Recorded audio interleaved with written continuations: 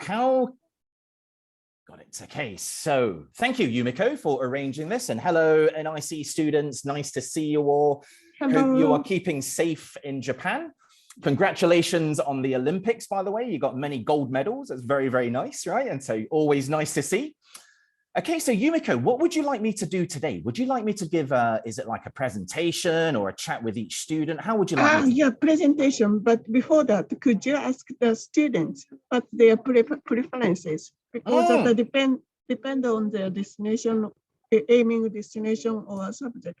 Sure, I'll be happy to do this. Yeah, your presentation will be the first. So could you mention that at the beginning of your time? Okay, so would you like, sorry, Yumiko, would you like my presentation to be about sort of giving your students like tips on getting into good universities, things they need to be aware of? Yeah, okay. What kind of route they can choose? No Such problem. kind of information. Absolutely. Beautiful.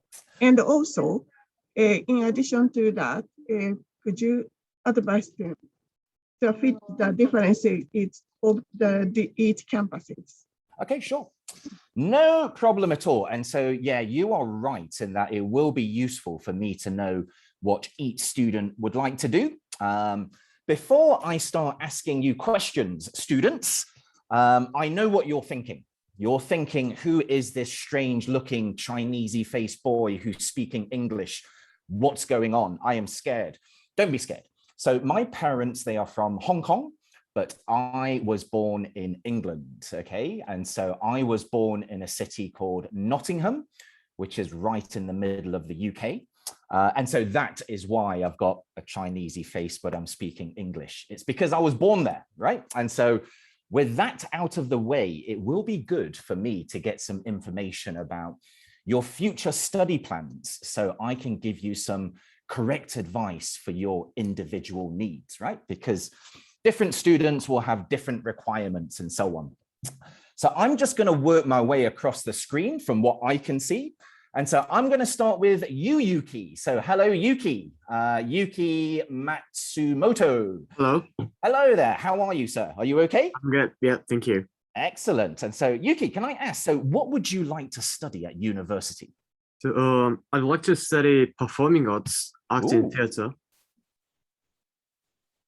And you have finished high school in Japan, is that correct? Yes. And then you are now studying at NIC for the sort of like overseas, and you're interested in performing arts. Have you done any performing arts before, Yuki? Well, I've done in school as like club.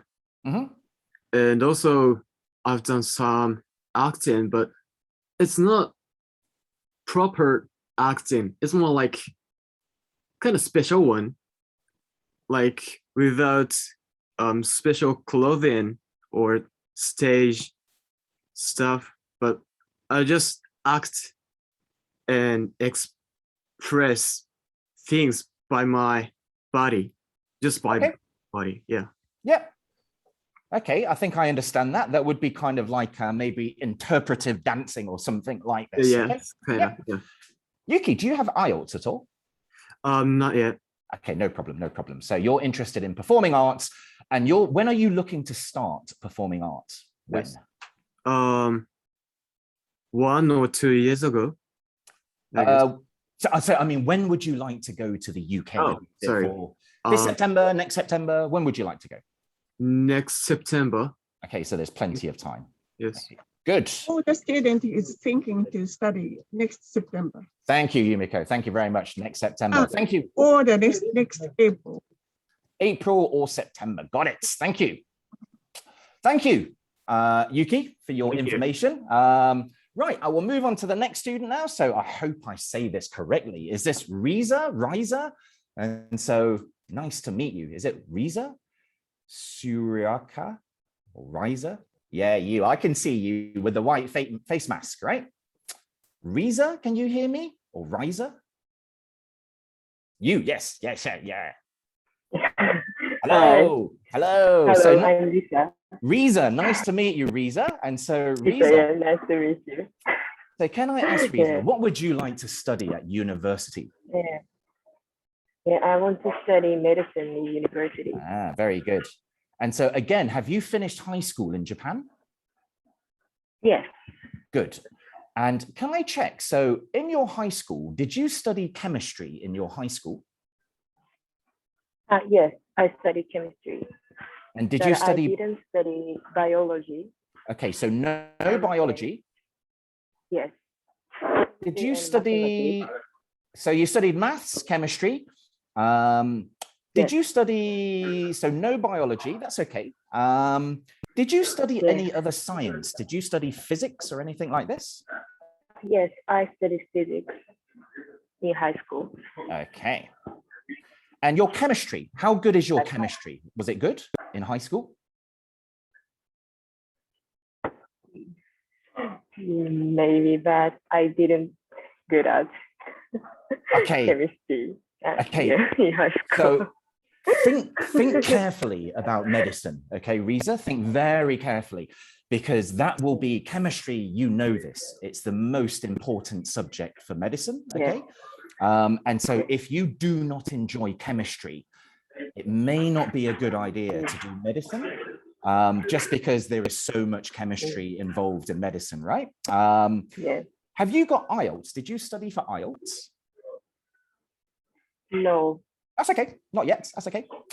Right, but Yeah, you're interested in she has already had about IBT 61 over around that. in So- chemistry.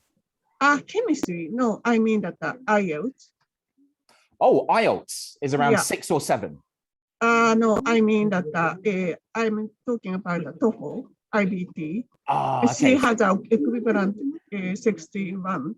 It means that around 5.5 or 6, I think. Okay, so it's equivalent to IELTS. around 5.5 or 6 IELTS. Thank you. Thank you. Right. Okay, thank you, Riza. Thank you for that. Thank you. Right. Okay, Takeru. Takeru, can you hear me, sir? Yes. Hello. Okay, Oh. how are you today? Yeah, I'm good. Excellent. Okay, so Takeru, can I just ask, what would you like to study at university? So I want to study environmental study or agriculture. Ooh, interesting. Okay, environmental science or agriculture. Okay, and so can I just check, what are your future plans with something like agriculture? Do you want to work overseas or do you want to come back to Japan? Do you have any future plans for work? So I'm working overseas until 30 years old. Okay, so after that's your plan. Yeah. Okay, got it. And again, so Takeru, what's your chemistry like? Is your chemistry? Have you studied chemistry in high school? So I had learned basic chemistry, but I learned chemistry by myself. So you didn't study it in high school, is that Yeah. correct? Yeah. Okay. So often chemistry is also an important subject for something like agricultural science. Just to let you know, so for example, in places like Australia, there is actually a pretty big demand for agricultural scientists, okay? And so there's actually quite a lot of work available. But maths is important for things like this. Maths and chemistry, these are two quite important subjects, okay? Just to warn you about this. How was your maths in high school? Was it any good? Yeah, very good. Very good or not very good? It is average. Average, okay. Thank you for being honest, okay. But I can give advice about this, no problem. Okay, thank you. Thank you for that. Right, so let's have a look. So the next person in line is, okay, I hope I say this correctly. Thank you, Takeru. Ow, is that how I say your name? A-O-I. Ow. Ow. You, yes, hello. I can't hear you. I think, hello, can you hear me? Can't hear you. I think there may be a, oh, hello. No, I still can't hear you. 多分ね、なんだっけ、このイヤホン抜いてごらん。イヤホンをコードから、コンピューターから抜いて話してごらん。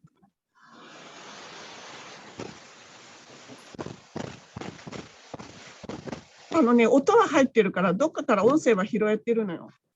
コンピューター、イヤホンつながってない？コンピューターに。つながってない？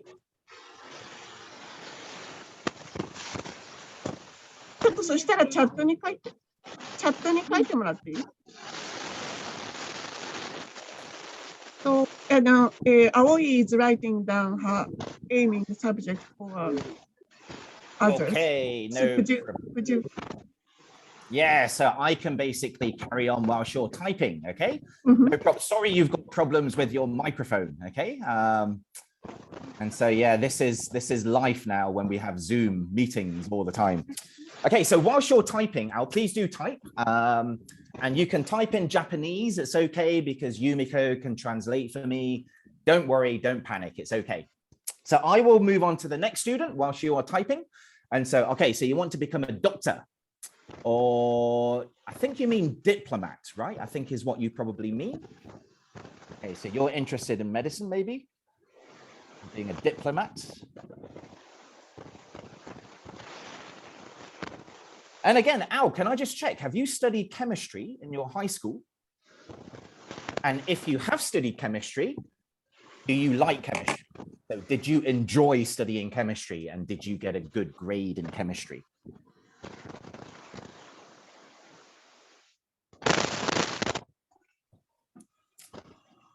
Because chemistry will be very important. Okay, so listen, whilst we're waiting for Al to type, I will try talking to Hibiki. Am I saying your name correctly? Hibiki, hello there. Hello, Hibiki. Good Yes, afternoon. good afternoon, sir. So Hibiki, nice to meet you. Nice to meet you too. Excellent. Okay, so you seem like quite a happy boy. That's good. So Hibiki, can I ask, what would you like to study at university, Hibiki? I would like to study about nursing. About Nurse. sorry, can you say that again, please? About art. Okay. Nursing. Oh, nursing. Yes. Very, very interesting. Nursing. Okay, so Hibiki, Yes. have you studied IELTS at all? This will be really important for nursing. Yes. I take the IELTS test in the end of July. And Okay.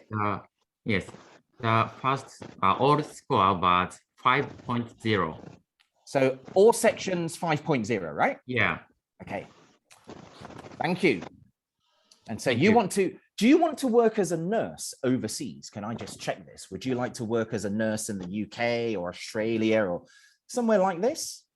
Do you have any future plans? I'm not decided clearly, but I'm thinking about working at UK or came back to Japan. Okay, so you're not too sure yet, but undecided. Maybe the UK, maybe Japan. Okay, Yeah. thank you, Hibiki. Thank you very much. Thank you. Right, okay, so going back to Al, I think I'm saying your name correctly. So I've done only foundation chemistry and biology in high school. My math grade is average. Thank you for that. Only foundation. Okay, so you didn't study it in a lot of detail, right? Okay, so just basic chemistry and biology, maths average. Thank you. Thank you. Right, so next student. So this would be Shunsuke. Am I saying your name correctly? I think it's Shunsuke. Is that right? Yes. Hello. Hello. Nice to meet you. Okay, so Shunsuke, what would you like to study Nice to meet at you. university? Nice to meet you. Nice to meet you. Yes, I want to study about physiotherapy. Oh, physiotherapy. Yes. Did you study science subjects in your high school? So things like biology, chemistry, did you? Yep. Yes. You did. Excellent. And what did you think of those subjects? Did you enjoy studying biology, chemistry? Biology and chemistry. Yeah. Were you good at biology and chemistry? Maybe average. Average? And what about maths? How's your maths, Shunsuke? How's your Yeah. maths in high school? Is your maths average? 数学の成績はどうだった？ Yes. Maths is okay, そうそう。 average, so. Okay. Shunsuke, do you have IELTS? Did you take IELTS yet or not? Not yet. Not yet. That's Normally all right. they are not. Okay, no problem at all. Thank you, Shunsuke. Nice to speak to you. Okay, and last but certain, thank you, sir. Last but certainly not least, okay, I cannot read Japanese, and so your name is in Japanese. So the lady with ほのかちゃん。ほのか Onoka, is that Yes. Onoka? Is that your name? Onoka. Yeah, Honoka. Oh, Fanoka. Honoka. Honoka. I'm just trying. Honoka. Okay, I'm trying to say your name correctly. Thank you, Honoka. So Honoka, nice to meet you. So Honoka, what would you like to study at university? I want to study about social development. About sociology? Sorry. Social development. Ah, social development. Yeah. Interesting. And so, Honoka, have you done IELTS? Not yet. Not yet. You haven't done it Yeah. IELTS yet. Okay, that's okay. So the important thing for you would be English language. That's like the most important thing for you. Okay, thank you. Thank you for that. Honoka, right. Oh, your name has changed into English, into Honoka Enderai. Okay, there you go. That makes my life a lot easier. Thank you for that. Thank you, Honoka. Thank you. Right, so I think that's every student. I don't think, have I missed anybody? If I have, I apologize, but I don't think I've missed anyone. Right. Okay, so what I can do today is I will be very happy to give you some advice about what you need to do, the sort of study plan you need for the subjects. I will also give you some general advice about applying to top universities, because now you will have some time to prepare whilst you are studying at NIC. And NIC will, of course, give you some help and support whilst you're in Japan for preparation about studying in the UK, but I can give you some advice now. So I will share my screen. Hopefully this will work. Share. And so I hope this works. Okay, so Yumiko, can I just check? Can you see my PPT? Is that okay? Everything is okay? It should be okay. Participants can now see. I think that's okay, right? You can all see. Everything is okay? Great, thank you. Right, so I'm going to give you some tips about applying to top universities. And I will also try to give advice about your specific situations as well. Okay, so let's begin. Okay, so the first important thing, and this will really apply to, I will say, the most important, it will definitely apply to, so Riza, I would say potentially Al, probably, yeah, I would say the two students, Riza and Al, who are interested in medicine, okay? And so if you are interested in medicine, if you're serious about medicine, then you really should do A-levels. If you're serious about medicine, you can do foundation, but I do not recommend it for medicine because your university options for medical school will be extremely limited. And also the universities that accept foundation for medicine, honestly, they're not very good universities. And so you really should do A-levels if you are serious about doing medicine. You should also do A-levels if you're really serious about getting into any of the big 5 universities.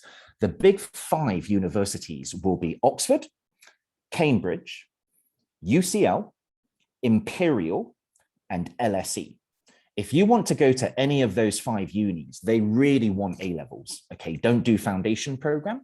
But if you are happy not going to any of the big 5, you can get away with foundation. That's okay. But for medicine, you kind of need A levels.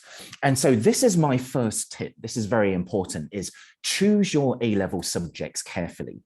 Okay, so taking certain A-level subjects, it will open up more university options for you. Now, top universities, so by top universities, I'm really talking about universities that are in something called the Russell Group. Now, you may or may not have heard of the Russell Group. In the USA, there are some very famous universities in the USA, like Harvard, Stanford, those types of unis. They are called Ivy League. Okay, Ivy League. In Australia, there's a group of universities called G8, Group of 8, and they're kind of like the most respected universities in Australia.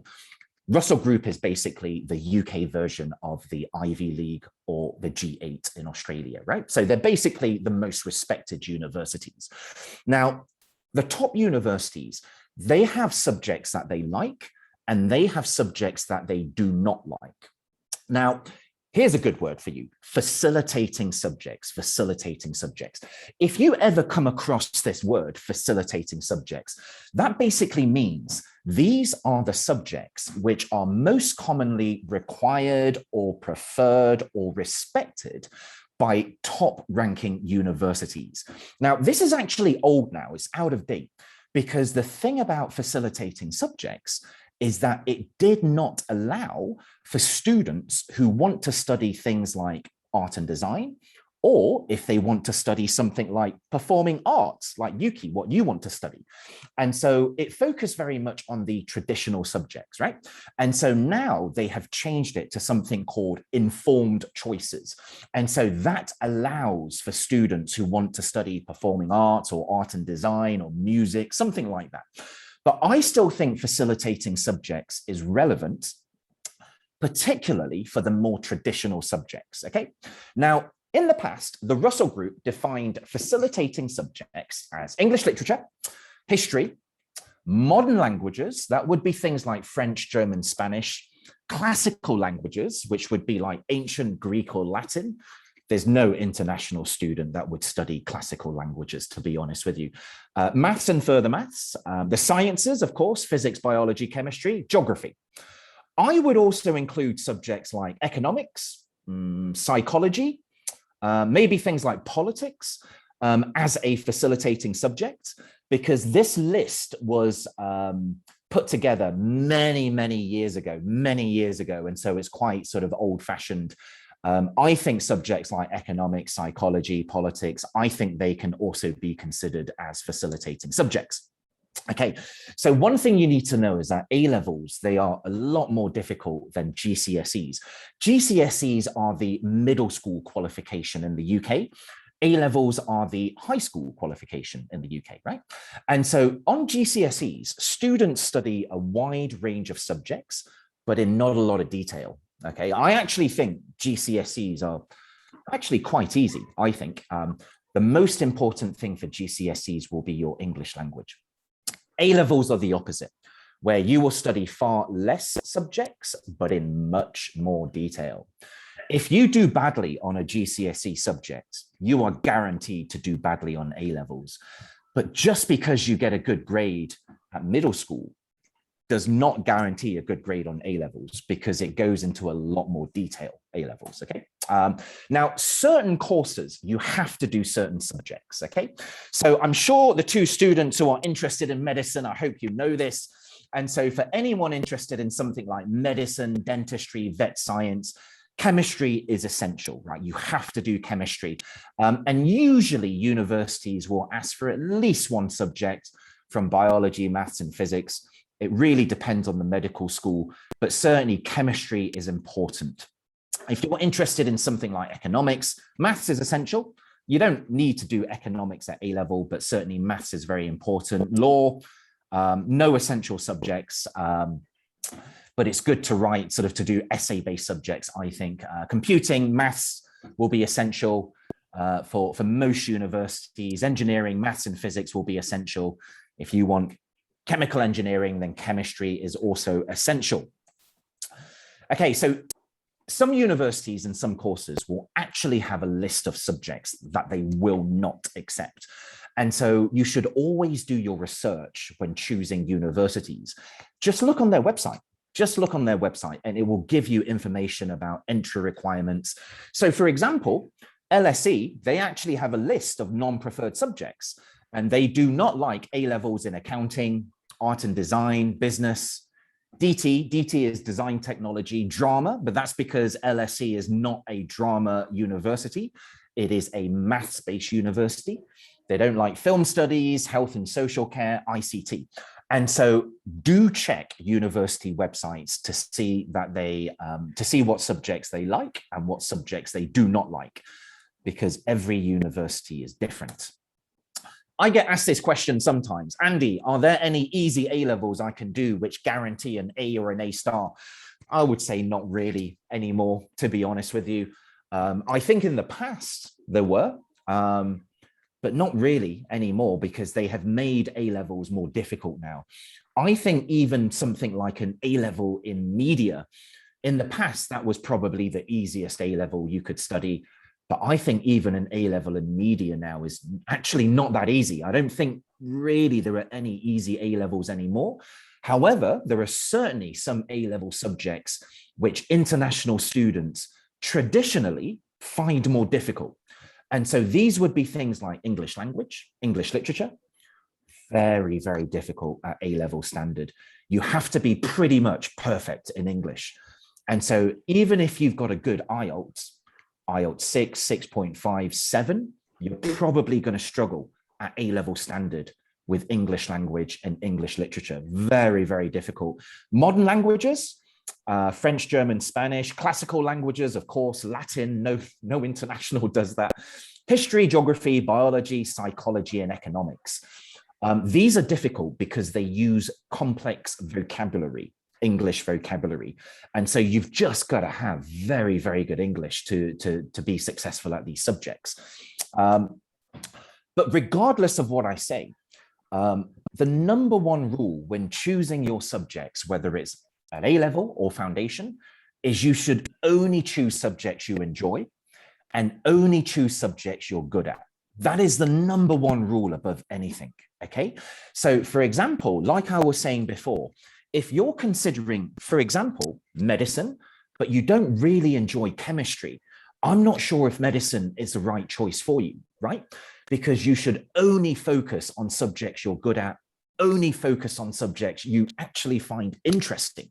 Because if you find that subject boring, you're not going to do well on that subject, right? And so what's the point? And so think very, very carefully about the job you want, and then work backwards. The job decides what degree you study at university, which then decides what subjects you study for A-level or foundation program. But yeah, only do what you're good at, only do what you enjoy. Very, very important. Okay, so number 2, it's important that you actually research your university as well. So a lot of students, they want to go to top ranking universities simply because they are top ranking. Right? There's no other reason. They just want to go to a high-ranking university. And of course, the most famous of the high-ranking universities are Oxford and Cambridge University, right? But what is Oxford and Cambridge actually like? I think very few students ask this question. So Oxford and Cambridge, they are actually built around something called the tutorial system.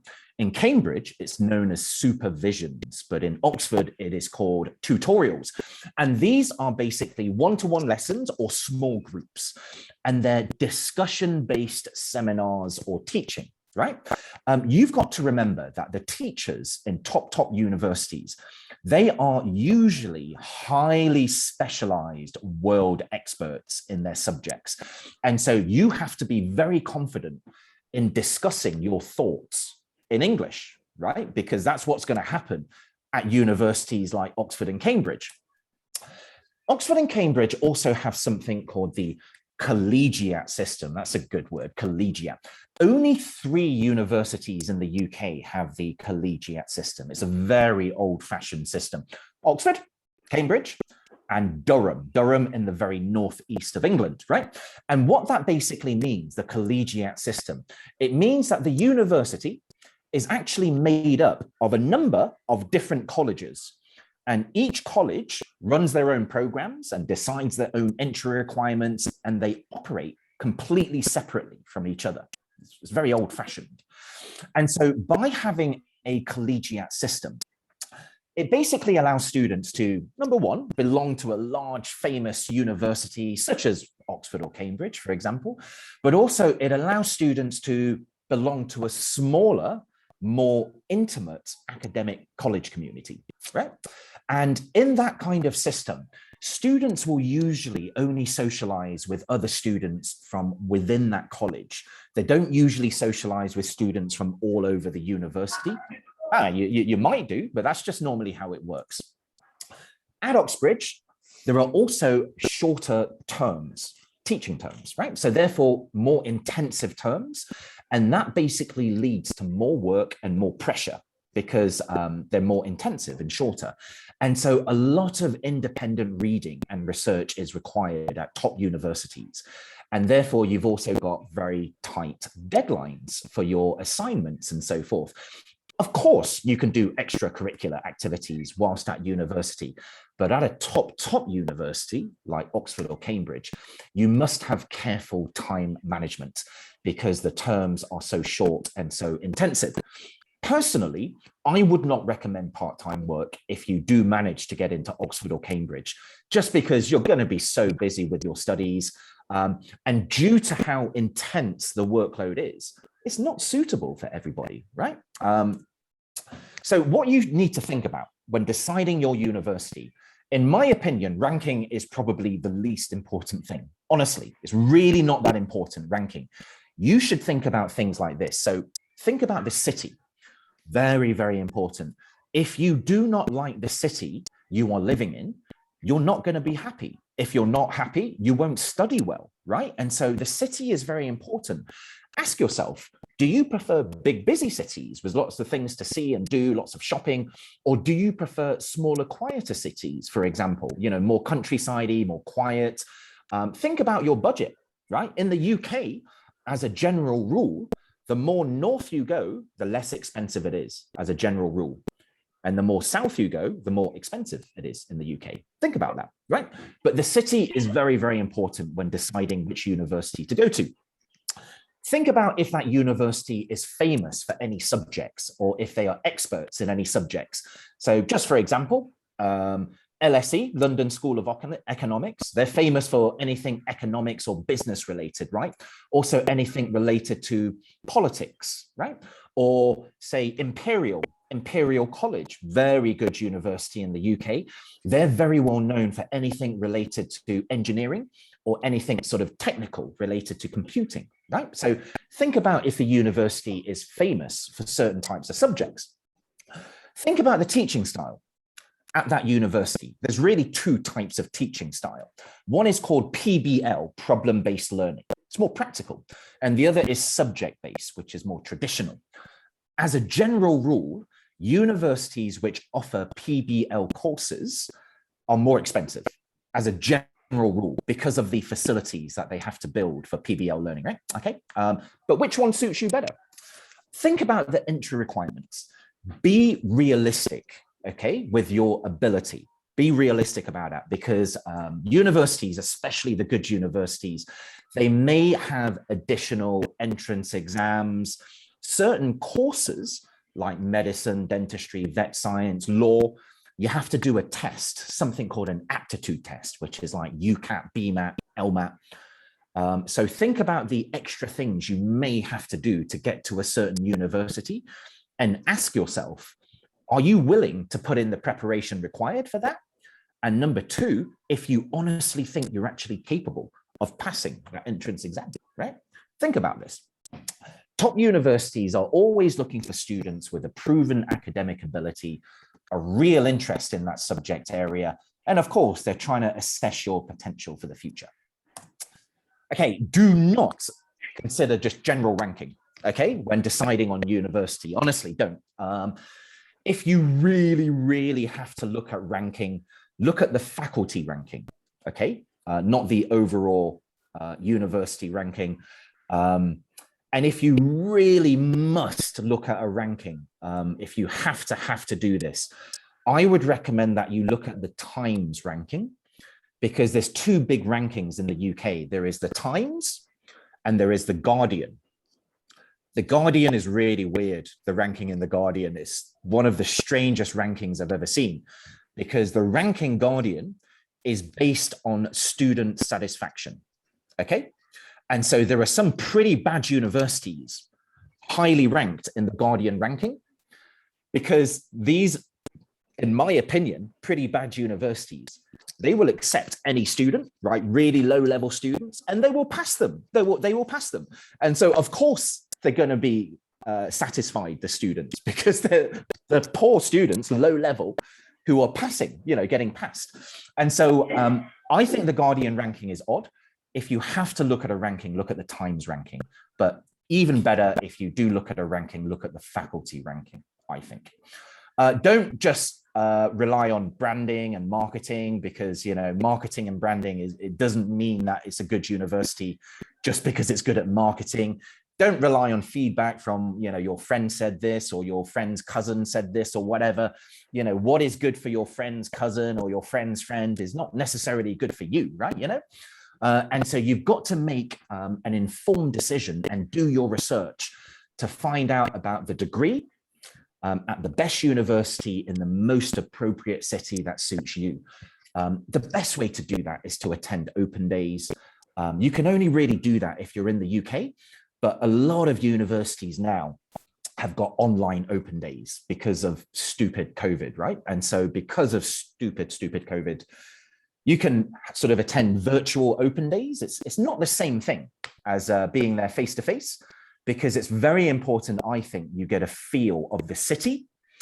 But it's difficult to do that unless you are in the UK. But anyway, make sure that you look at everything, not just the ranking when deciding a university. That's my point. Number 3, reading ahead. This is very, very important, okay, especially for any good university, any top university, but also for certain subjects. And I would say out of the subjects I've been told so far, probably the most important for reading ahead would be medicine, okay? And so it is important. Remember, if you get apply to a top university, and if you apply for a course like medicine, then you will be invited along for an interview, okay? And you've got to remember that interviewers, they've dedicated literally their entire life to that subject area, their entire life. And so they're going to be incredibly passionate about research. They want you to be the same. And so it's important you do read books related to your subject area. Now, when I say read books, it's not just a question of reading a book and then being able to repeat what it says in the book. You must be able to analyze that book and come up with your own ideas. You must be able to criticize that book and engage in an academic debate about it. It's not just about agreeing with that book. It is much, much better to read just one book and be able to talk about that in a lot of detail than to read 20 books and not be able to talk about any of them. Okay, but reading is important, particularly for medicine. Now, if you do get invited along for an interview for medicine, you're mostly going to be asked questions related to science and biology and medicine. It's very, very important that you must know the major issues related to healthcare at this moment in time. And so that would be healthcare in Japan, but also healthcare in the UK. Very, very important. So you've got to keep up to date with current affairs. Remember, it's not just about repeating the information. You have to be able to argue points both for and against. Remember, universities want students who are capable of critical thinking. Very, very important. If you are interested in medicine, you should read the magazines called The Lancet or the BMJ, British Medical Journal, because these are the most popular medical magazines, and they will keep you up to date with current affairs. Yeah. Okay, so you should read about the course at each university. That applies to every single subject area, not just medicine. about the modules they cover, their teaching style and so forth, all of this stuff, okay? Remember, so there's two types. Well, actually with medicine, there's three types actually with medicine. So there's problem-based learning, which is more practical. You've got traditional, which is more lecture-based, or something called integrated, which is a bit of both, Think about which one suits you more. For medicine, there are two types of interview. And this only applies to medicine, dentistry, vet science. And so other students don't have to worry about this so much. And so you will have a traditional interview, which is just be like a number of people sat behind a desk asking you questions. Or you could have something called MMI, which is a multi-mini interview. And this is where you need to think about which type of interview you prefer. And so you need to look up which university does which type of interview. And this link here at the bottom will tell you that. It's a really good link for medicine. It will tell you information about every medical school in the UK. A traditional interview is a traditional interview. MMI is very, very different. So an MMI is where they will actually employ actors and they will put students in difficult situations to test your emotional response to very challenging situations. And so just for example, an MMI could be, so for example, I am an actor, for example, and you are coming along for an interview, right? And the situation is that you and I, we're best friends. We've been friends since childhood, right? Really, really good friends. But you had a watch, okay, a watch that was given to you by your father. And your father has sadly passed away. And so this watch is very, very dear to you, right? Because there's a lot of emotions attached to this watch because it was given to you by your father, who has since sadly passed away. Me, your best friend, I accidentally, no, I will change that. The watch is mine, right? So that watch is mine, given to me by my father, who has since passed away. You're my best friend, but you accidentally broke my watch, right? So you broke it, it's destroyed. I am now very, very upset at you because you broke the watch which my father gave to me, and my father has since passed away. I'm very upset. They will then watch how you react to that, right? So I would be an actor being very, very upset. So you need to ask yourself, what do you prefer? Which one are you more comfortable with? Are you more comfortable with a traditional interview, just asking questions? Or do you feel more comfortable with an MMI, where they're testing your sort of emotional reaction, something called your EQ, not your IQ, but your EQ, how you react to different people in difficult situations, okay? Okay, so this is important for any subject area, any top university. Extracurricular activities and work experience, very important. Right, so to get into a top university in the UK, that's basically Russell Group, right? Not just Oxford and Cambridge. Top grades alone are simply not enough, okay? And so this is actually almost like the opposite of Asia in some ways. And so if you wanted to get into a top university in Japan, for example, usually top universities will look at one thing in Asia, and that is your school GPA. If you've got a good school GPA, that's it, you're in, okay? They will accept you because that's what they're looking for. The UK is different. You need to have really good grades, really good school GPA, A-level results, foundation results, but you've got to also show that you are a well-rounded individual through your personal statement. That's very, very important, okay? You have to remember that universities, they are communities, and they want students who can contribute to that community. They don't want students who will just stay in their bedroom studying all day, every day, right? And so you've got to show a range of interests, not just that you study in school in the daytime and then play computer games in the nighttime, right? Think about your contribution to school life when you were at school. Think about your contribution to NIC, okay? Explain why that is significant, okay? Very, very important that you do extracurricular stuff whilst you are in Japan now, okay? Work experience. So how do you actually demonstrate research and commitment? The best way is work experience. That's the best way. And actually, I would say this applies to really any subject area. And so it would apply to things like performing arts. It would apply to things like agriculture, certainly medicine, nursing, physiotherapy. In fact, work experience is actually essential for physiotherapy, by the way. It's exactly the same thing as medicine, dentistry, vet science. I mean, social development is a little bit more of a gray area because how do you do work experience in that? But you can do that by joining NGO organizations, charitable organizations, that kind of thing. But try to get work experience if possible. Keep a diary, very, very important. And that diary is not about what you saw. It's not about what you saw. It's about what you've learned. Okay, very, very important.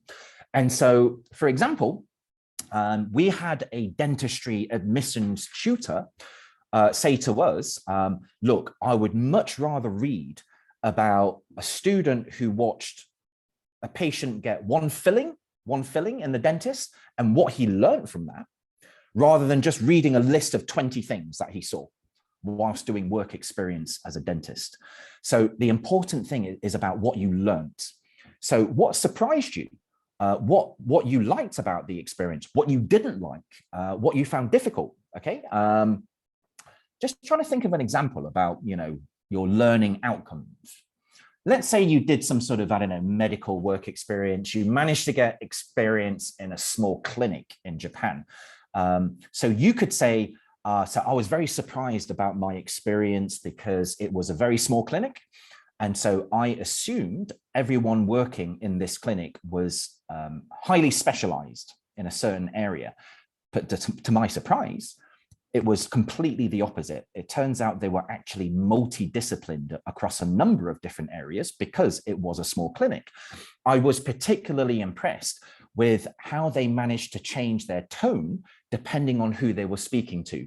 And so if they were speaking to a child, they would speak differently in a different tone to, if they were speaking to an adult or parent. And that's something which really inspired me. I learned a lot about communication skills and so on, blah, blah, blah.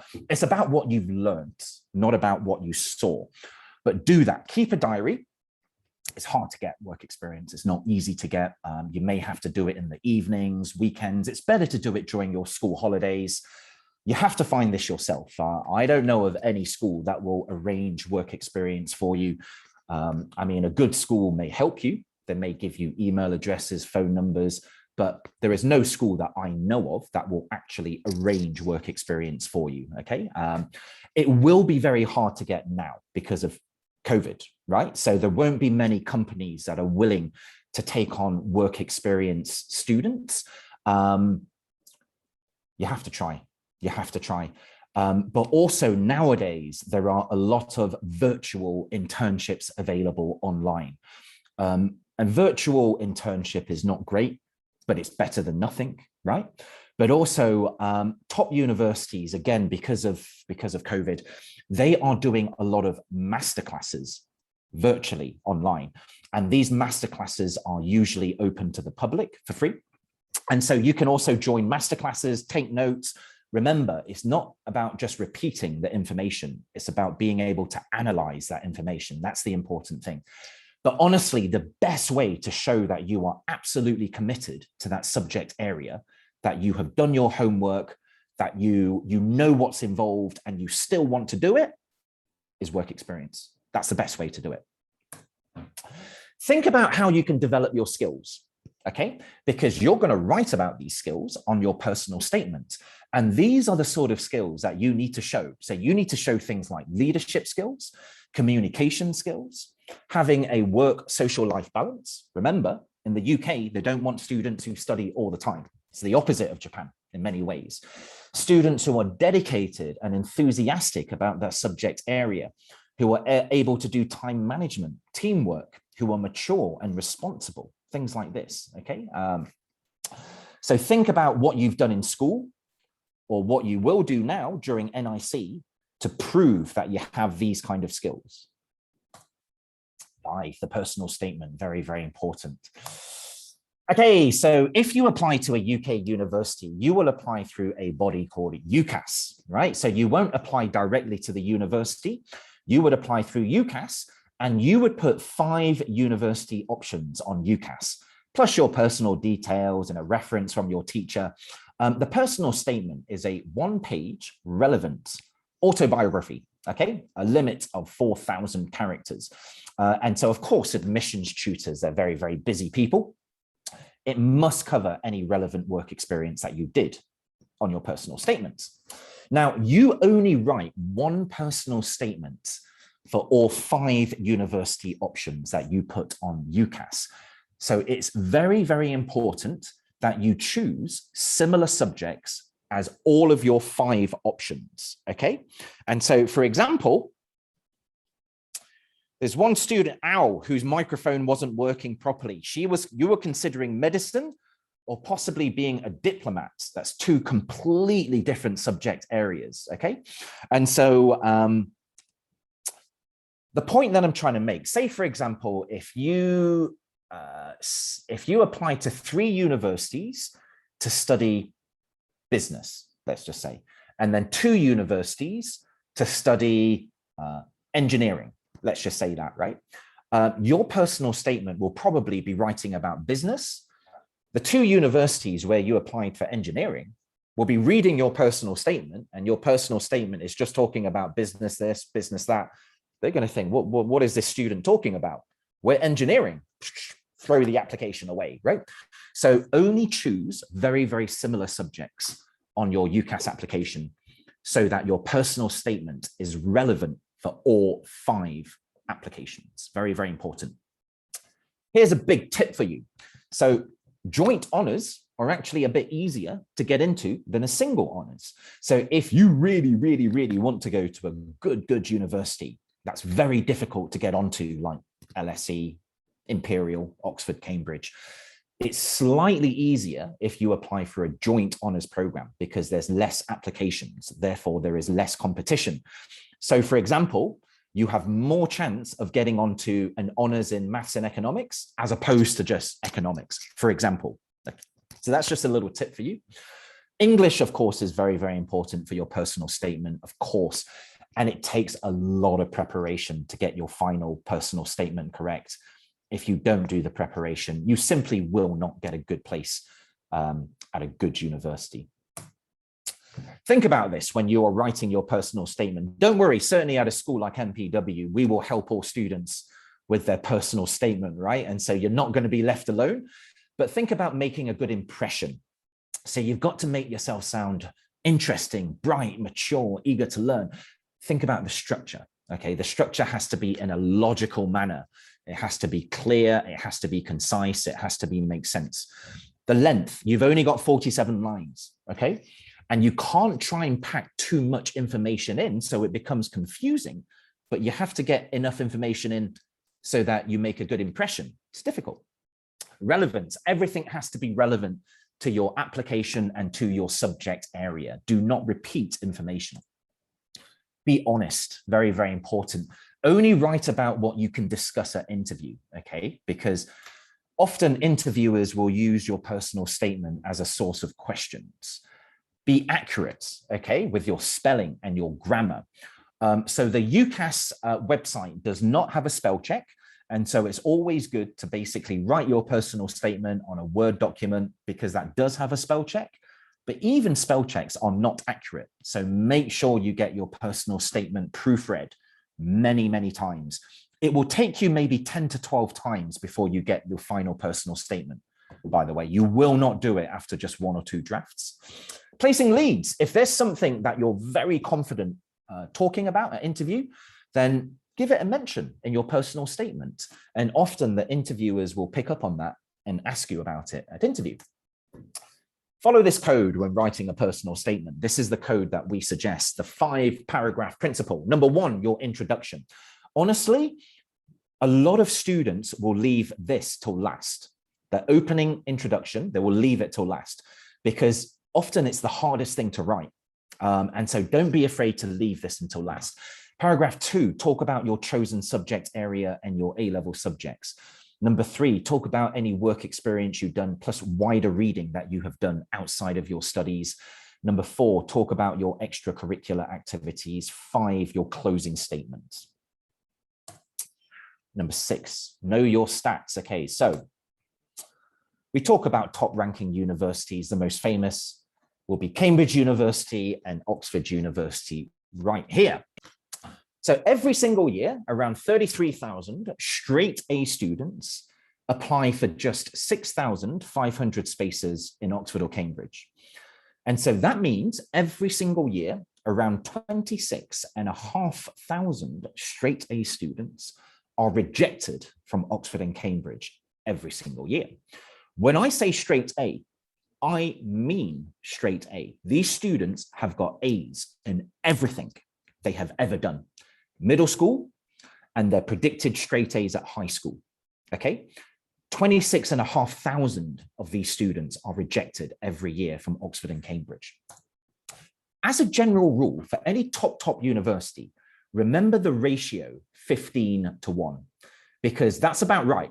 So for every one space they have available in a top uni, they will get around 15 applications for every one space. And so the competition is real. That's a lot of competition, like a lot of competition.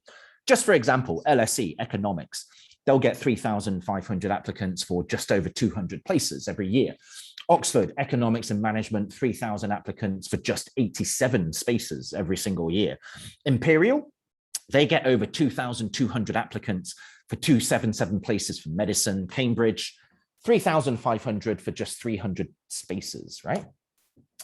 Now, remember, Oxford and Cambridge, they have something called the collegiate system. And so they are actually made up of around 75 different colleges between Oxford and Cambridge. And the entry requirements will vary depending on the college. You cannot apply to both Oxford and Cambridge. You can't do that on UCAS. You have to choose one, okay? And also, please remember that for Oxford, Cambridge, medicine, dentistry, and vet science, your UCAS application deadline is much sooner. Your deadline is mid-October. If you are applying for not Oxford or Cambridge, or not medicine, not dentistry, not vet science, then your deadline is later. Your deadline is in mid-January. Okay, so these are all the colleges that make up Cambridge University, okay? Just to give you an idea of all the different colleges there are. These are all the colleges which make up Oxford University, okay? Now, the richest colleges attract the most competition. They attract the most number of applicants. And for Oxford, that is St. John's College. And for Cambridge, that is Trinity College. And of course, some subjects are much more competitive than others, of course. To give you an idea of the difference between colleges, so at Cambridge University, if you want to study maths at Cambridge, so at King's College, they may get around 5.8 applications for every one maths place available. But then at Newham, which is much smaller, they actually get less than one application for every place available. If you're interested in economics, Queen's will get over 16 applications for every one economics place available. But at Trinity, they get less than 6 for every one place available, okay? Oxford, a very popular course for domestic students is something called PPE. That is politics, philosophy, and economics. Very few internationals will do that because you have to have outstanding English to do PPE. But overall, for all of Oxford, they may get about 3.2 applications for every one PPE place. But if you start looking at different colleges, Balliol will get 5.5, Keble and Pembroke will get 2.7, Mansfield only 1.8. If you're interested in medicine, which a couple of you are, then it is extra competitive for an international student to get onto medicine or dentistry, things like this, because they have an international quota, right? So they have a limit on the number of international students they can accept. It's all to do with NHS funding, how it's funded in the UK. But to give you an idea of medicine, well, Oxford, they will get 1792 applications for 154 spaces. Cambridge, 1474 for 265. Newcastle, that's where I studied, 3421. For 367 places, they've actually got a very big medical school at Newcastle. 26 of those places are international. So there's not many international places. Nottingham, where I was born, where I was raised, 2,200 applicants for just over 200 spaces. Only 25 of those spaces are international. Okay, so if you do choose to apply to Oxford and Cambridge, look, what's my point with all these stats and things like this is, look, don't just pick the college that is the most famous, because you may actually have a better chance of getting into another college. And so it's worth considering colleges that are maybe a bit further away from the center of town, or newer colleges, so they don't have as much of an established reputation, for example. Do be careful, because all of these statistics that I've just told you, they change every year. They do. And so they'll go up and down, but it's good to have an idea of these stats, right? Just so that it helps you when deciding about universities or colleges to choose to apply to. Just remember though, that Oxford, Cambridge, these are very much research universities, right? And so if you're interested in medicine, Oxford and Cambridge, they will produce academic doctors who like to do research. So for example, if ultimately what you would like to do is like become a GP, a family doctor, Oxford and Cambridge is not really suitable for you. Oxford and Cambridge want research-based medics. Okay, English. The most important thing, in my opinion, for international students, if you ask me, what is the most important thing, Andy? How, what can I prepare whilst in Japan and whilst I'm in NIC to go overseas to study? I'll tell you now, there are 3 things that you can prepare for your overseas study. Number 1 is English. Number 2 is English. Number 3, you can guess what it is. It's English, English, English, English. The most important thing by a long, long way. If your English is good, you will find life in the UK, I think, pretty easy, actually. If your English is not good, you're going to find life in the UK horrible, right? Really, really straightforward.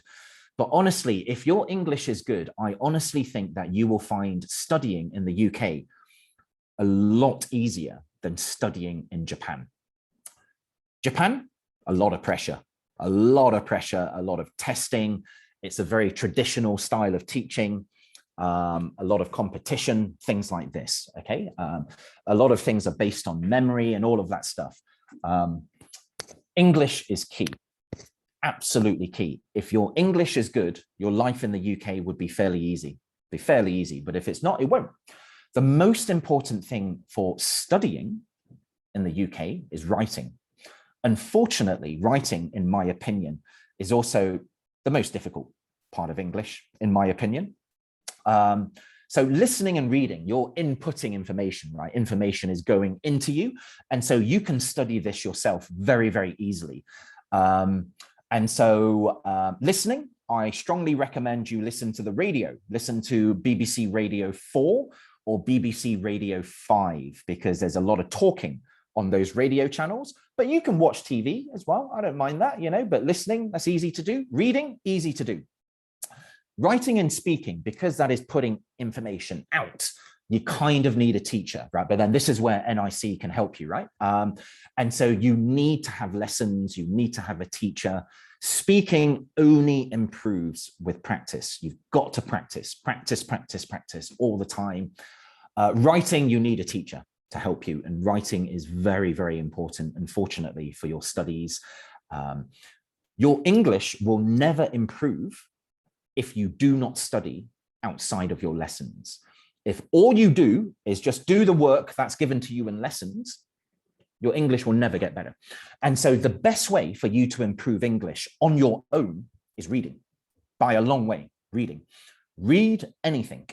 It could be storybooks, could be Harry Potter, I don't care, could be textbooks, it could be newspapers, it could be magazines, it could be the internet. I don't care what you read, but what you must do is buy a notebook, buy yourself a book, and any words you do not understand, write them down in this book and look them up in a dictionary.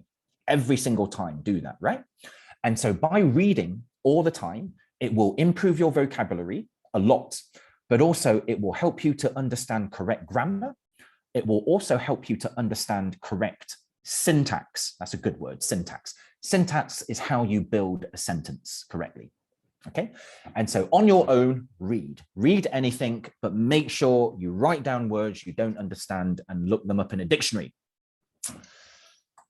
Okay, so this is one thing that I find quite frustrating. It's very, very important, this. Okay, so having good IELTS, a good IELTS score is not the same thing as having good English. It's not the same thing.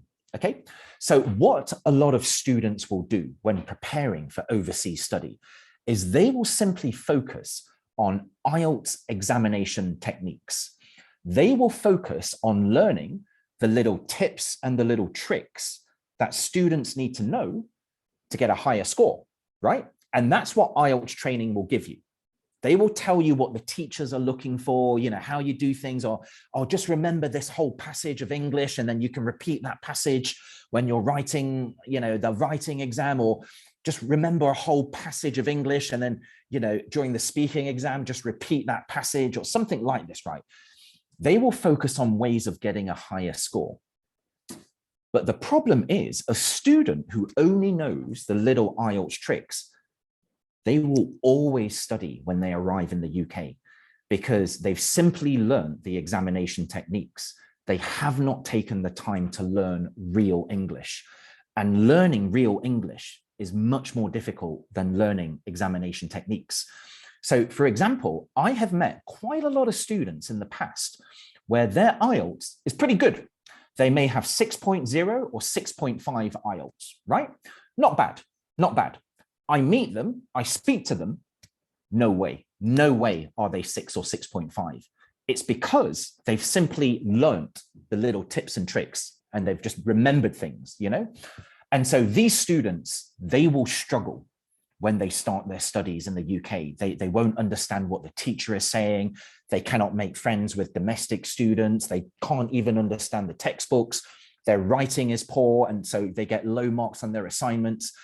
Please remember that good IELTS is not the same thing as good English. And so whilst you are in Japan now, it is important that you do two things. Number one, you do need to know the IELTS examination techniques. You do, because it's very difficult to get a very high score without knowing the examination techniques. So you've got to get IELTS training, but very important that you learn real English as well. Two things. And so if I'm going to ask you to focus on anything whilst you are in NIC now, focus on your English. English, English, English, real English, plus some IELTS training as well. An average student will improve by 1 IELTS in 1 year. Some will do it quicker, some will do it slower, but on average, that is the case. Okay, so English, English, English, it is so important.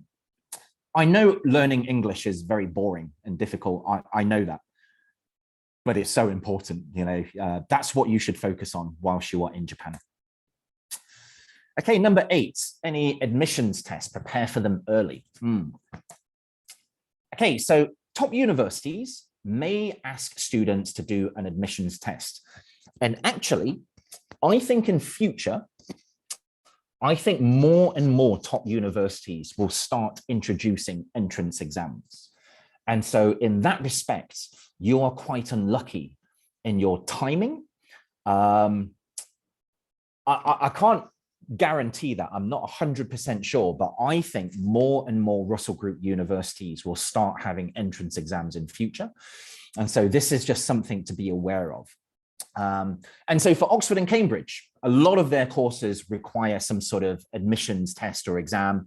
And often that test is set higher than A-level standard. They will make it difficult, right? So if you can pass that test, they know that you will do well at A-levels. And so they make the test quite difficult. For certain courses, you have to do something called an aptitude test. That would be things like medicine, dentistry, vet science, law. And so the most well-known aptitude tests are UCAT, BMAT, and LNAT. Do your research, because the format of tests does vary differently. Yeah, it's very, very different. So UCAT and BMAT, these are for science programs, but they're still very, very different. So UCAT has 5 sections. All of them are multiple choice.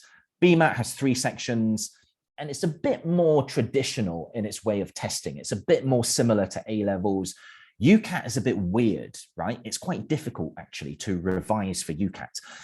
These tests, it's not a test of medical knowledge. It's not a test of medicine, dentistry. It's not even an IQ test or a test of your memory. Okay, so what they're testing is your ability to understand information and to be able to analyze that information and come up with your own conclusions. Okay, of course, there will be some academic questions. The only way you can really start preparing for these tests is through past papers. You can't really revise for these tests in the traditional way. And so there'll be books available, there'll be training centers available. But of course, we, MPW, we will give our students help to prepare for these tests. I would recommend, if you have to do one of these tests, that you start practicing a few months in advance, because they are a bit weird, these tests. Number 9, the interview. Okay, so interview is a good thing.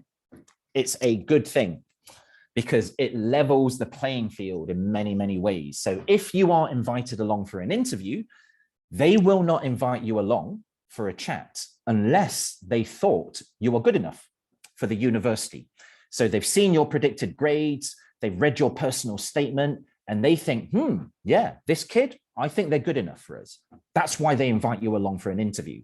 And so at the interview stage, everything is equal, right? Because they already like your application. And so now it is up to you to make you like them even more through the interview. So being invited along for an interview is a good thing. Now, we actually recommend, if you are interested in Oxford or Cambridge, we recommend that you maybe consider Cambridge, just because Cambridge, they interview more students compared to Oxford, 75% approximately compared to 50% at Oxford. And so if you do get invited along for an interview, we can help prepare. Your personal statement will be the basis of many questions at interview, right? And also one thing to note is that if they like you, they're probably going to be quite horrible to you. So we've had it many, many times where a student will come back from an interview at Cambridge University and they will say, oh, that interview was terrible. The interviewers, they were horrible to me, horrible. They were so rude. Oh, there's no way I will get an offer. No way. They were just horrible to me. Usually those students end up getting an offer because if they like you, they're going to test you, they're going to push you, right? And so they may be horrible to you if they like you, okay? So be prepared for a difficult time if they like your application. Okay, so to prepare for interviews, practice, that's the most important thing. Practice, practice, practice. It will make you less nervous. You've only got one chance about making a good impression. So get as much practice in as you can. Your teachers will help with that. Preparation. Remember to read widely around your discipline, around your subject area. Very, very important. Talk to teachers about it. Talk to any ex-students about this. Be prepared to be discursive. Discursive, that's a good word. It means randomly changing subjects suddenly without any sort of notice. During interview, you have to establish why you will be an outstanding student. So one thing about Japanese students that I've noticed is that Japanese students, you tend to be quite modest. You don't like to show off. You don't like to boast about how great you are. And actually, that's actually quite a nice trait. Nobody likes someone who's a show off and going on about how great they are all the time, right? However, during your personal statement, writing your personal statement and during interview, that is not a time to be modest. That is a time to boast. And so, I say this especially to you guys because often Japanese students can be very quiet, very modest. Don't be modest on your personal statement and do not be modest at your interview. Here are some example interview questions that really every student should prepare answers for, regardless of your subject area. These are very, very standard general questions that are often asked at interview. Why did you choose this subject? Why did you choose this university? If you say, I chose this university because it's good ranking, terrible answer, terrible. You need to do your research about the university, look on their website, look on their history, see if they have any academics involved in research that you are interested in, right? Things like this. And so prove to them that you've really done your homework about this university. You've noticed that there is this professor here who specializes in this subject area, and this is a subject area you would eventually like to go into. And this professor, you know, is world famous. You've read some of the articles and the research papers and blah, blah, blah. Okay, so not ranking. Okay, that's a terrible answer. Why did you choose your A-level subjects?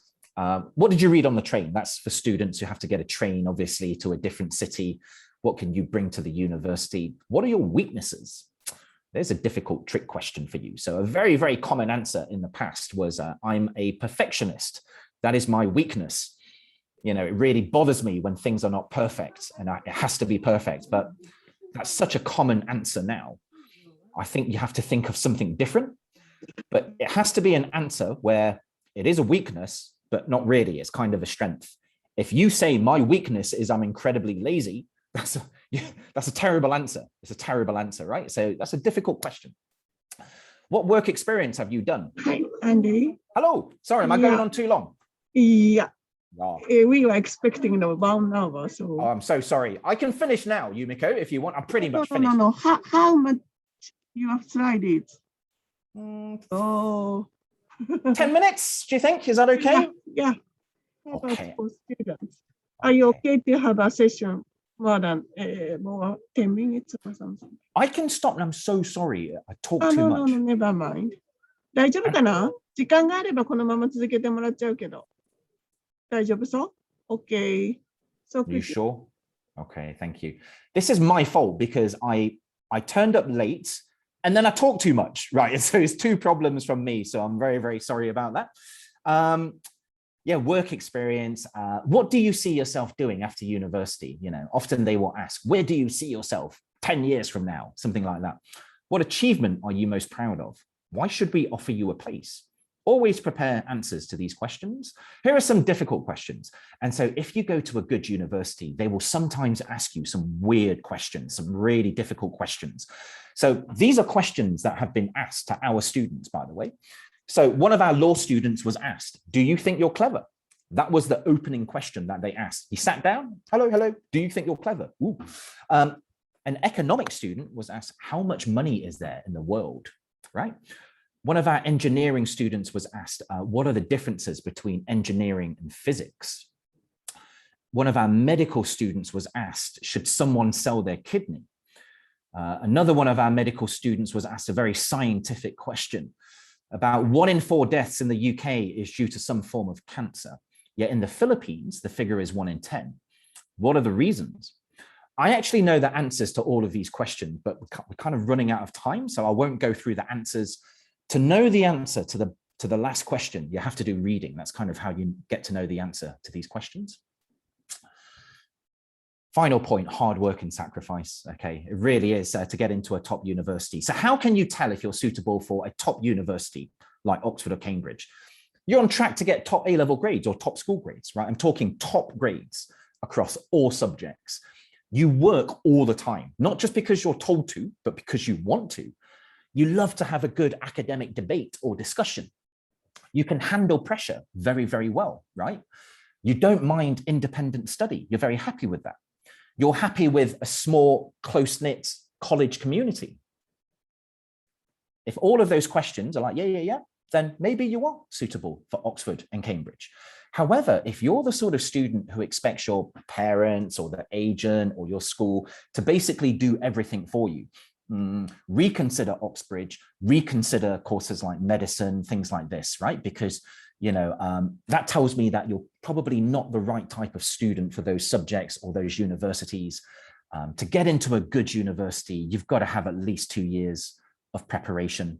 A lot of UK students will start around age 15, doing extracurricular activities and so on, and keeping a diary of that. Reading is hard work, takes a lot of time. You've got to start early. Work experience is hard to get, right? And so you've got to start early. You must have a lot of initiative. Initiative means you know what to do and you will do things without being told what to do, right? You just know to do it, so you do it. That's having initiative. Whereas if the only things you do is because you're told to do them, right? You must do this, you must do that.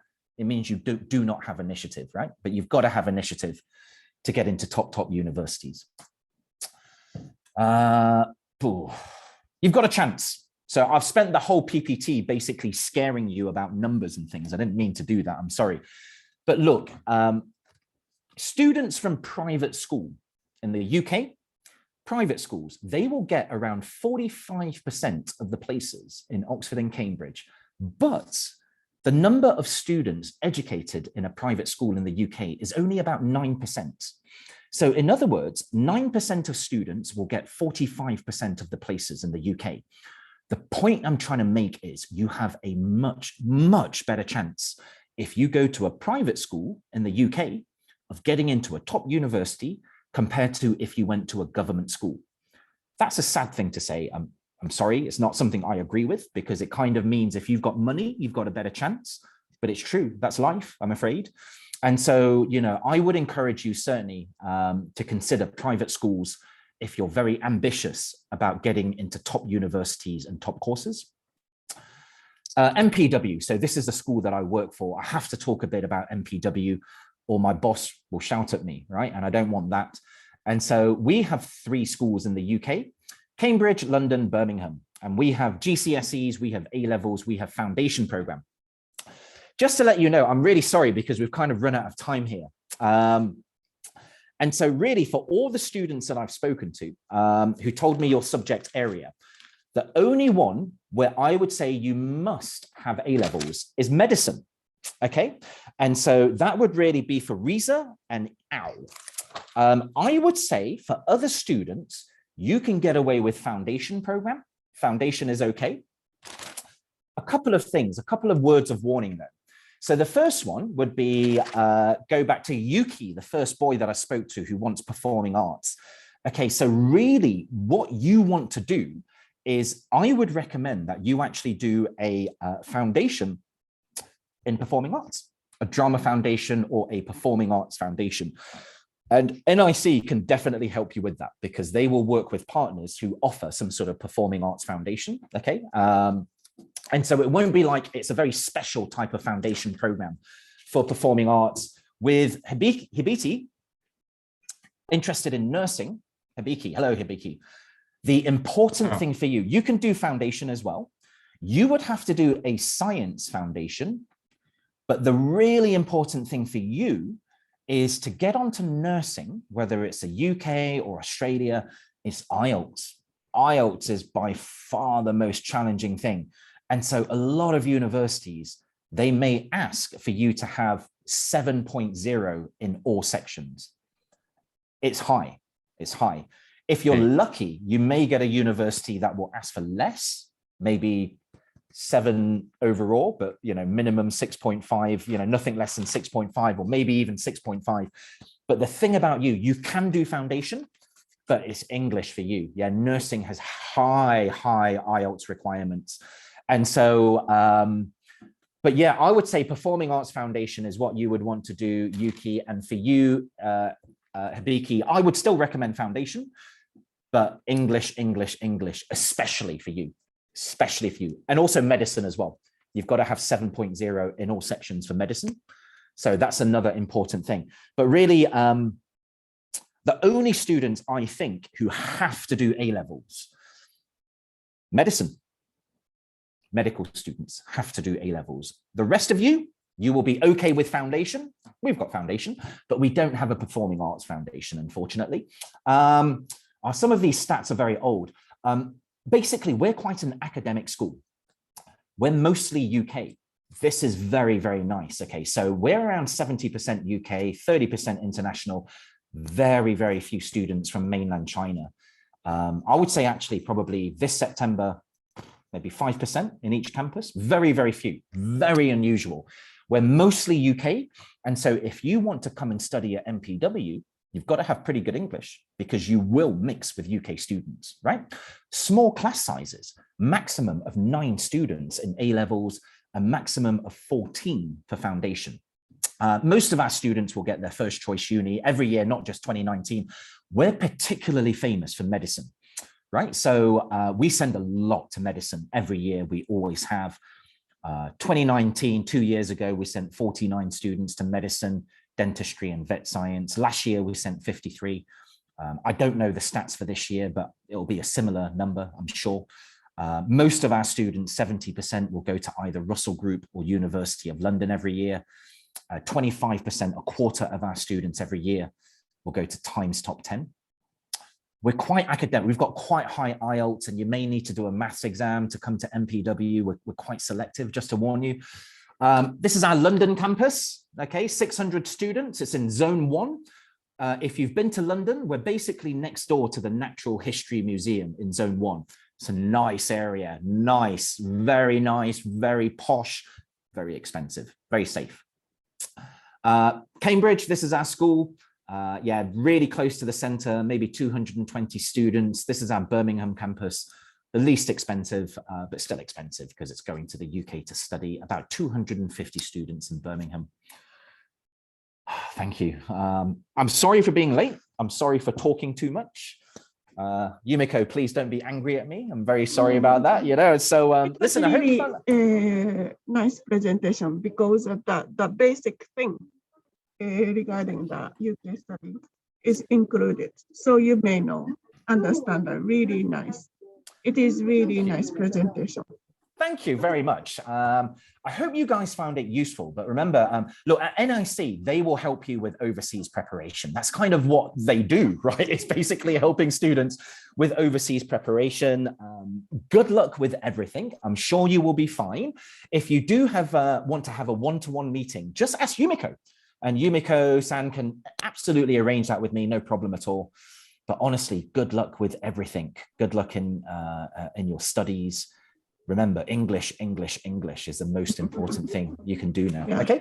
Thank you very much. Thank you. Thank you. Do you have any questions regarding your course or tuition fee or others?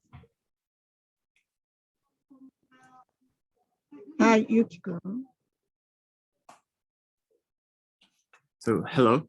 Hello. So thank you for teaching some. Thank you for listening. So I have one question, which is when I say UCAS and research about universities, I see TEF, like TF gold or silver or bronze. Okay. So when I research universities, is it important to see them? Right, so that's kind of like a different type of ranking scale, which actually it's the UK government trying to introduce this sort of gold, silver, bronze thing. I mean, you could look at that, you could do, but one thing you need to remember is that sort of Olympic style gold, silver, bronze sort of ranking thing, again, that's kind of based on student satisfaction is what it's kind of based on. And so it really depends on what's important for you, really. What I would look at if I were you, because you are you're interested in a very specialized subject area, which is performing arts. If I were you, I would look at the faculty of performing arts. I would look at the modules that you study, how practical it is, how not practical, the sort of live shows you will do, you know, the sort of plays. Is it contemporary plays like modern things, or is it old classical things like Shakespeare? What do you prefer, basically, right? And so if I were you, I would look more at that. I would look about information about how they deliver performing arts, because I think you're going to be happy if you choose the right faculty for you, the right university. And so that gold, silver, bronze thing is not so relevant, because I think as long as you choose the right performing arts school, you're gonna love it there, right? You'll really like it there if you're doing the sort of plays and the shows that you want to do. But if you're doing sort of plays and shows that you're not interested in, you probably won't like it very much, right? And so that gold, silver thing is like, it's all student satisfaction. You can have a look at it. There's no problem with you looking at that. But with you, have a look at the faculties. You know, do they have any industry links, for example? Do they have links with, I don't know, the BBC or, you know, famous production companies or anything like that? You know, that kind of thing. But yeah, I would say for you, the faculty is more important for sure. And you want to speak to Yumiko about performing arts foundation programs or drama foundation programs is what you want to do, right? Yes. Okay. Yeah. Thank you. No problem at all. Any other questions about anything?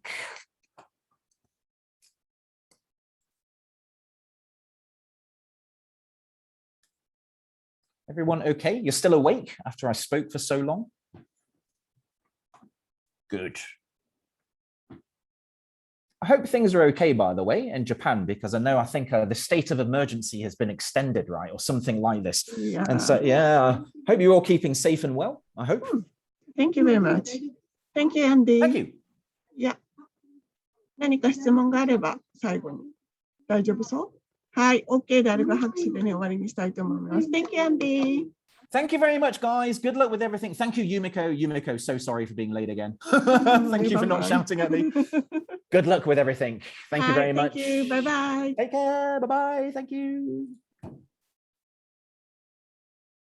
はい、お疲れ様です。なんとなく分かったかなすごいね、イギリスの勉強の学び方だとか、アプライの仕方だとか、何が大切かだとか、すべていいコンセプトが入ってたプレゼンテーションだったと思います。長かったけどね。分かりにくいポイントがあったと思うんで、後ほど、リンク送りたいと思いますので、参照にしながら進めてください。特にメディスンに関しては、ああいう A レベルからいくか、昨日のプレゼンテーションがあった、昨日かな、前にもあったユクランだとか、あとはアストンだとか、そういうところから医学部に行くっていうコースももちろんあります。ただ、どっちがいいかよく考えていて、まあ、ユクランのいいところは、もともと留学生用のね、医学部のコースとしてファンデーションっていう学校のプログラム自体がスタートしてる。だから留学生が学んでる率が多いとか、インタビューに行ける率が多いとかっていうメリットはある。ただ、行ける学校が基本イギリスであれば、ユクランに行けばユクランだし、アストンに行けばアストンだしっていうルートがも頑張っちゃってて、で、それ以外のチャンスがない。で、それぐらいに行くんであれば、アストンは、ユーカサプライするからチャンスあるのかな。ユクランから行くんであれば、他の国、サイプロンじゃなくて、中海に浮かぶキプロスか。キプロスの国だとか、アイルランドだとかで学ぶとかっていうルートを選ぶしかないということで、そのあたりはじっくり考えてみてください。あと、高校の成績もね、キーになるので、そのあたりを見てください。で、ひびきくんだとか、たけるくんだとかに関しては、まあ、他の、オンキャンパス的なね、付属のファンデーションから行けるコースもあるんで、そういうのをちょっと調べてもらうといいかなと思います。ほのかちゃんかな。ほのかちゃんも、ほのかちゃんって大学、いい大学行きたいっていうんだって。インジェネラルに行っていいの？今は次5時から始まる、UEA イースタングリア大。そういうところも考えて参加してもらうと、あそこだったら NIC のファンデーションからも行けるんで、頑張ってください。で、しゅうすけくんのフィジオセラピーはちょっとトリッキーなの。フィジオセラピーって日本で行くと、そんなに大変そうじゃないんだけど、イギリスだと医学部について大変な学部だったりするのね。だから、よく話して、ちょっとどこがいいかちょっと調べましょう。で、ゆきくんは話があったように、まあ、MPW じゃ、そのパフォーミング系はちょっとカバーできなさそうなんで、他のルートで行った方がいいんだけども、ただ、イギリスの勉強、進学するにはどこ行ったらいいのかとか、すごくわかりやすくしてたと思うんで、それをベースに考えたらいいと思います。大丈夫かな？